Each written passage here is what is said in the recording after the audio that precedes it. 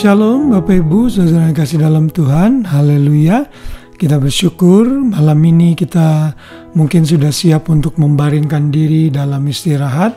Atau mungkin kalau saudara masih dalam kegiatan dan aktivitas, rutinitas, saya mengucapkan selamat beraktivitas. Dan sebelum saudara tidur, kalau saudara punya waktu, saya bersyukur bisa menemani saudara dalam renungan malam seperti ini, di mana kita sama-sama belajar firman Tuhan dan memenuhi hati dan pikiran kita dengan firman Tuhan. Ini adalah hal yang sangat baik sehingga kita selalu diteguhkan dan dikuatkan di dalam kuasa firman.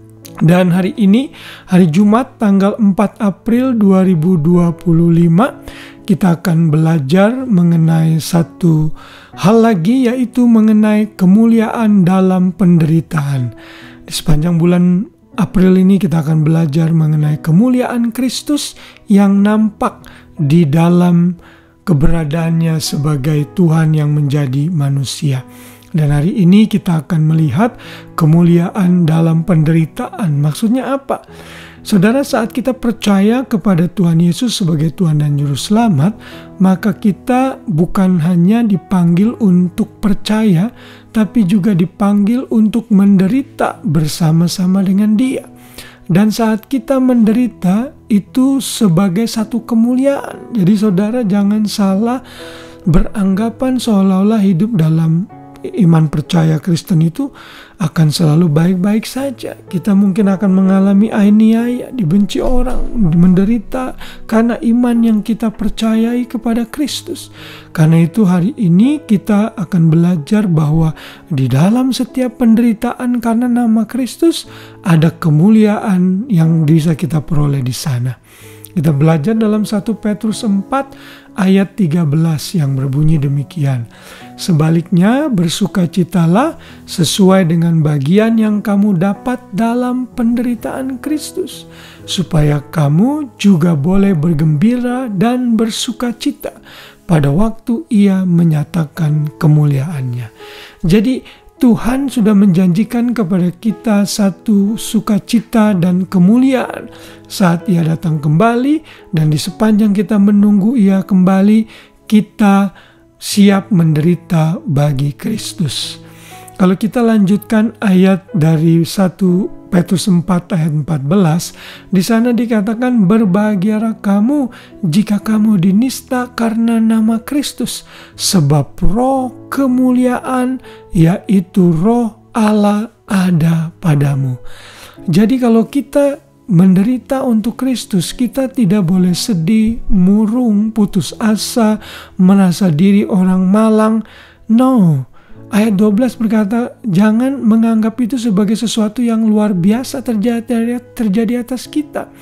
Tetapi kita dinasihatkan agar justru berbahagia dan bersukacita saat kita menderita bagi Kristus. Kenapa? Karena roh kemuliaan ada di dalam kita. Saudara, kalau saudara membaca di Perjanjian Lama, kemuliaan Tuhan itu, the Shekinah glory of God, itu direpresentasikan dalam bentuk cahaya yang terang. Dan ini menggambarkan keberadaan dan hadirat Tuhan. Misalnya dalam Keluaran 33 ayat 15 sampai 34 ayat 9, di sana digambarkan mengenai kemuliaan Tuhan dan kemuliaan ini yang justru akan berdiam di dalam kita saat kita siap dan menderita bagi Kristus. Saat orang percaya menderita karena aniaya, karena iman percaya yang kita miliki, maka hadirat Tuhan akan berdiam di dalam diri kita, dan itu akan menguatkan kita, membuat kita tekun dan bertahan melampaui dimensi-dimensi fisik yang bisa kita alami. Saudara mungkin ingat kisah Stefanus yang akan mati, mau dirajam batu, tapi dia justru melihat kemuliaan Kristus duduk di sebelah kanan Bapa, bahkan berdiri menyambut Stefanus yang akan mati pada saat itu. Jadi orang yang menderita bagi Kristus itu tidak boleh berputus asa dan bersedih, tapi justru dianjurkan untuk berbahagia dan bersukacita, karena di dalamnya ada kemuliaan Kristus. Kalau saja Sang Juru Selamat yang mulia, Kristus yang mulia itu mau dan sudah menderita bagi kita manusia berdosa, masakan kita murid-muridnya tidak mau menderita? Ada peribahasa yang mengatakan seorang murid tidak akan lebih dari gurunya. Kalau guru menderita, maka murid pun harus menderita, sama seperti gurunya. Ingat saja, saat saudara dianiaya, mengalami penderitaan karena iman, karena hidup dalam kebenaran, ingat bahwa the Spirit of glory of Christ, roh kemuliaan Kristus ada di dalam diri kita yang akan meneguhkan dan menguatkan kita, sehingga dalam penderitaan itu kita jadi saksi yang efektif memberitakan Injil, bahwa ada orang percaya yang sekalipun dianiaya dan menderita tetap kuat dalam iman, bahkan cemerlang karena kemuliaan Kristus yang menerangi hidup orang tersebut. Haleluya, biar firman Tuhan ini mempersiapkan kita.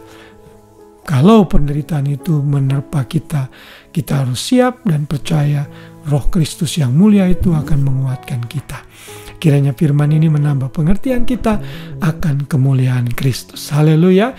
Selamat malam dan selamat beristirahat. Tuhan memberkati kita semua. Shalom.